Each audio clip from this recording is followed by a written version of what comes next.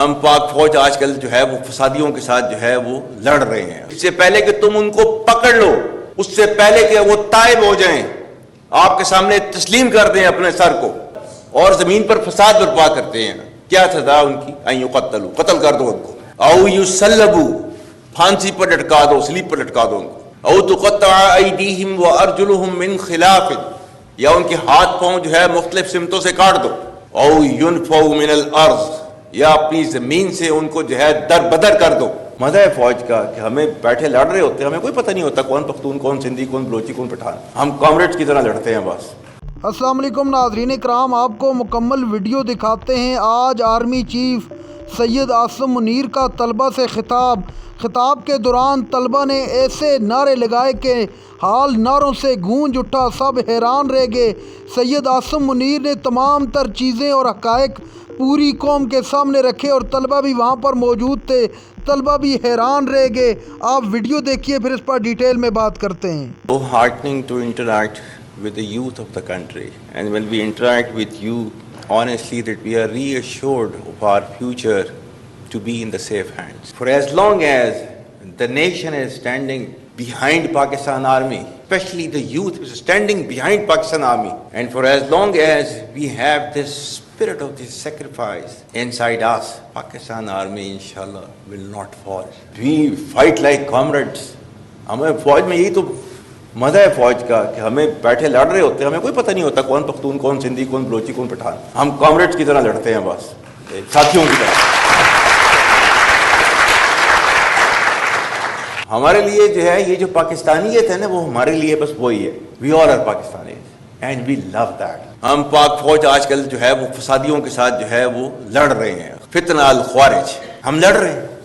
جن کو سمجھ رہے ہو کہ یہ جہاد کر رہے ہیں، یہ خارجیز ہیں، یہ دین سے نکلے ہوئے ہیں، کیونکہ انہوں نے they have their own perverted interpretation of the Islam which is not allowed in Islam. اور اللہ تعالیٰ کے احکامات جو ہے ان کے بارے میں جو ہے وہ یہ ہیں کہ انما جزاء الذین یحاربون اللہ ورسولہ، اللہ اور اس کے رسول سے جنگ کرتے ہیں، ویسعون فی الارض فسادا، اور زمین پر فساد برپا کرتے ہیں، کیا سزا ان کی؟ ان یقتلوا، قتل کر دو ان کو، او یصلبوا، پھانسی پر لٹکا دو، سلیب پر لٹکا دو ان کو، او تقطع ایدیہم وارجلہم من خلاف، یا ان کے ہاتھ پاؤں جو ہے مختلف سمتوں سے کاٹ دو، او ینفوا من الارض، یا اپنی زمین سے ان کو جو ہے در بدر کر دو.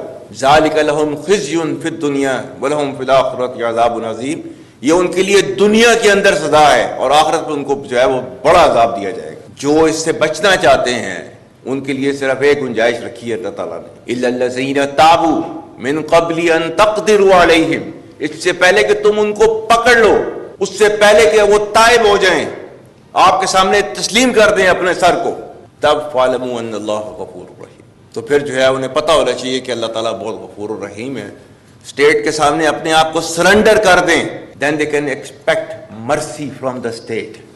یہ ہے وہ جس کے پیچھے جو ہے وہ آرمی آج بھی فتنہ الخوارج سے جو ہے وہ ڈیلی بیسس کے اوپر لڑ رہی ہے. We don't agree with their interpretation of the religion. اسلام وہ مذہب ہے دنیا کے اندر سب سے پہلا مذہب، اور جس نے جو ہے وہ عورت کو جو ہے آسمان کے اوپر جو ہے پہنچایا، اس نے عزت دی. اس نے whether she is a mother or she is a wife or she is a sister، کسی بھی رول میں میکسیمم پاسبل جو ہے وہ ریسپیکٹ جو ہے وہ آپ کے ریلیجن نے دی ہے عورت کو. تو who are you to take it away today? Who are you? Who has given you this authority? Nobody can take it away. We will never ever allow this kind of perverted group to impose its values onto our country. ناظرین کرام، آپ نے video دیکھی. Army chief Syed Asim Munir کا طلبہ سے خطاب کے دوران آرمی چیف نے بتایا کہ فتنہ الخوارج اور ملک کو جو درپیش چیلنجز ہیں ان سے نمٹنے کے لیے پاک فوج کیا کردار ادا کر رہی ہے اور ملک کے نوجوانوں کا اس میں کیا کردار ہے.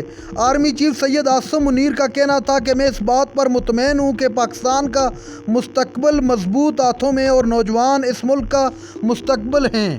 آرمی چیف کے خطاب کے دوران پورا حال تالیوں اور نعروں سے گونج اٹھا. آرمی چیف نے قرآن مجید کی آیت بھی پڑھ کر سنائی.